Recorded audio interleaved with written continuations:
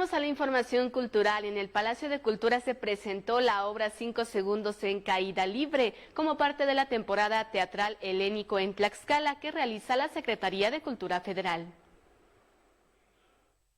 Como parte de la temporada teatral helénico en Tlaxcala que realiza la Secretaría de Cultura Federal cada sábado en Palacio de la Cultura, se presentó la obra 5 segundos en caída libre. Su director, Aarón Amaya, el cual explicó que el objetivo de la obra es conocerse a sí mismo.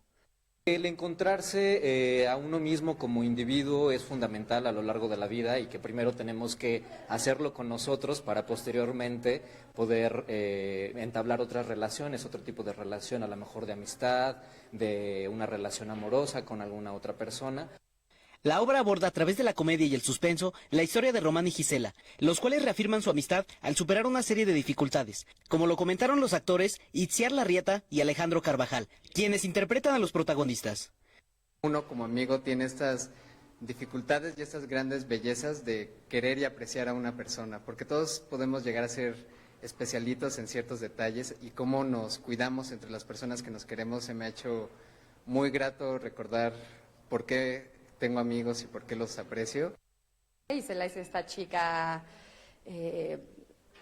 extrovertida, ¿no? Como con mucha imaginación, entonces eso la lleva a hacerse ideas sobre lo amoroso, sobre cómo deben ser las cosas, pero tiene este amigo incondicional que la hace tocar más tierra, ¿no? Y darse cuenta también pues de lo que vale ella, de lo que es importante, ¿no? Como las amistades que tenemos enfrente y no idealizarlas.